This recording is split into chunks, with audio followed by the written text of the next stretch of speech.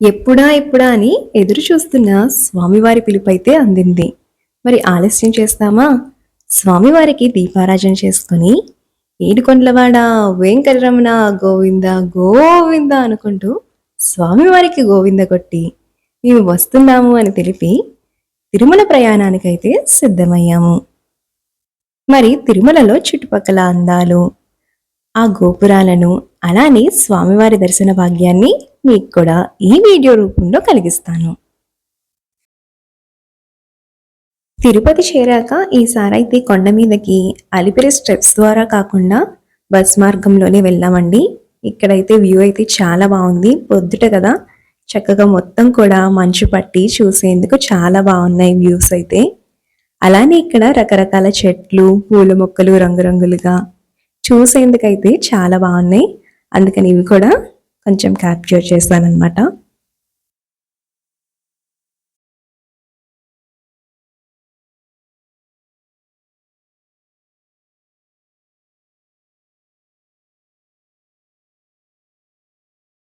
ఇది చూస్తే ఇంక ఇది ఎండ్ పాయింట్ అండి. మనము తిరుమల కొండపైకి అయితే చేరుకున్నాము. ఇది ఎంట్రన్స్ అన్నమాట కొండ మీదకి.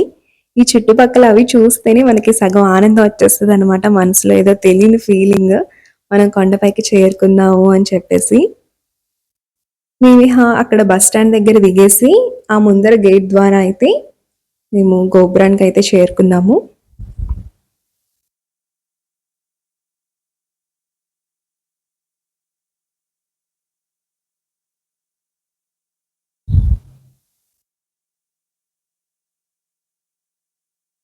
ముందుగా అయితే స్వామివారి కంటే ముందు వారాహి స్వామివారిని దర్శించుకోవాలి కదండి. సో ఇదైతే వారాహి స్వామివారి గుడి అనమాట. జనం అయితే చాలా ఎక్కువే ఉన్నారండి దర్శనానికి. చూసారు కదా, ఇదైతే వారాహి స్వామివారి గుడి. ఇది గోపురం అనమాట.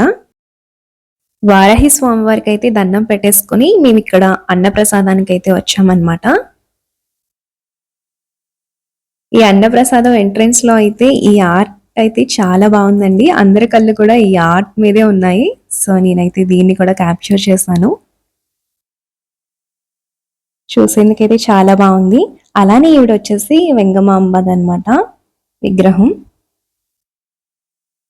మేము అలాగా అన్నదానానికి వెళ్ళే పాటికి ఇలాగా అరిటాకులో చక్కగా స్వీట్, కూర, కొబ్బరి పచ్చడి, అలాగే ఈ మధ్య కొత్తగా యాడ్ చేసిన మెనూలోకి మసాలా వడ కూడా ఉందన్నమాట. మా స్లాట్ వచ్చేసి ఇంకా టైం ఉందండి. సో ఇంకా మేమైతే అన్నప్రసాదానికి వచ్చేసి చక్కగా ప్రశాంతంగా అన్నప్రసాదాన్ని అయితే స్వీకరించేసాను అనమాట. మంచిగా క్రిస్పీగా వడ టేస్ట్ అయితే బాగుంది.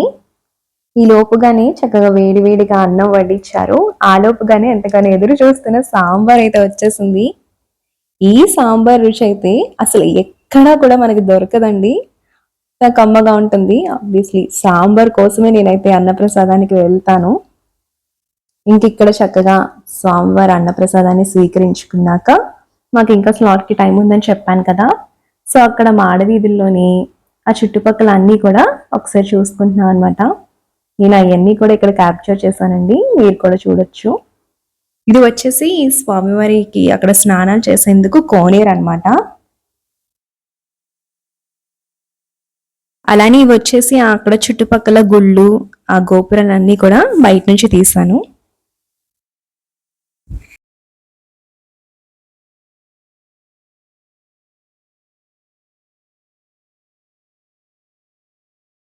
మాది వచ్చేసే పాటకి 300 రూపీస్ దర్శనం అండి. సో ఇంకా అది ఇక్కడ గుడికి లెఫ్ట్ సైడ్ అంటే అటువైపుగా వెళ్తున్నాం అనమాట మేము. మాకైతే దర్శనానికి మినిమం 5 గంటలు అయితే పట్టిందండి. అలా స్వామివారిని 5 గంటల కష్టం కూడా 5 సెకండ్లు ఆయన ముందు నుంచినప్పుడు ఆ కష్టం అంతా కూడా అసలు గుర్తు రాదనమాట. స్వామివారిని అలా చూస్తూ ఉంటాము. ఇక దర్శనం చేసుకొని వచ్చేపాటికి మాకు సాయంత్రం అయిపోయింది. ఇక వచ్చేపాటికి ఇది కార్తీక మాసం కదా, అందరూ కూడా చక్కగా ఇక్కడ వత్తులు అవి వెలిగిస్తున్నారనమాట. చక్కగా ఈ విధంగా ప్రశాంతంగా స్వామివారి దర్శన భాగ్యం అయితే మాకు స్వామివారి కలిగించారు. ఇది కార్తీక మాసం కాబట్టి కాస్త రద్దీ ఎక్కువగానే ఉందండి.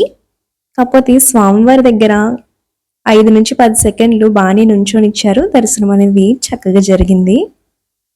ఇక ఇంటికి తిరిగి వచ్చాక స్వామివారికి దీపారాజన చేసుకొని అక్కడి నుంచి తెచ్చిన లడ్డూలు అవి కూడా స్వామివారి ముందు పెట్టి దండం పెట్టుకున్నాం అనమాట.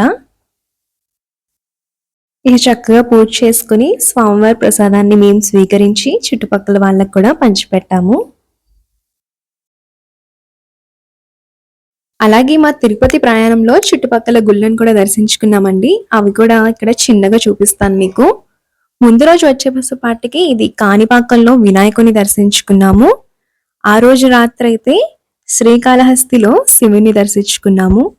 ఆ రోజు కార్తీక సోమవారం కావడం వల్ల జనాలైతే చాలా అంటే చాలా రద్దీగా ఉన్నారు. కానీ లైటింగ్ అవి చూసారా ఎంత చక్కగా ఉన్నాయో అక్కడ.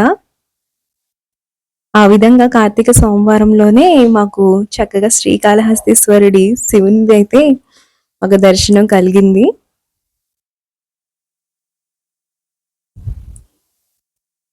ఇక అలా తర్వాత మేము తిరుమలలో దర్శనం చేసుకుని ఆ తర్వాత రోజు వచ్చేపాటికి పద్మావతి అమ్మవారి గుడిని దర్శించుకొని ఆ తర్వాత ఇది వచ్చేపాటికి గోవిందరాజుల స్వామి గుడి అండి ఇది. అలాగే ఆయన దర్శనం కూడా చేసుకున్నాము. ఇక అంతేనండి, ఆ చుట్టుపక్కల ఈ టెంపుల్స్ ని కూడా కవర్ చేసుకొని మేమైతే తిరుపతి ప్రయాణాన్ని ముగించుకున్నాము. ఫ్యామిలీ అంతటితో కూడా కలిసి తిరుమల వెళ్ళి వస్తే మనసుకు అదో తెలియని ప్రశాంతమైన ఫీలింగ్ అండి. స్వామివారైతే ఆ అదృష్టాన్ని, ఆ దర్శన భాగ్యాన్ని మాకు ఈ విధంగా కల్పించారు. అలానే ఈ వీడియోలో చూస్తున్న ప్రతి ఒక్కరికి కూడా స్వామివారి పిలుపు త్వరలోనే అందాలని కోరుకుంటున్నాను. మరి మీకు కనుక ఈ వీడియో నచ్చినట్లయితే తప్పకుండా లైక్ చేస్తారు కదూ. మరి మరొక మంచి వీడియోతో మళ్ళీ కలుద్దాం. ఓం నమో వెంకటేశాయ.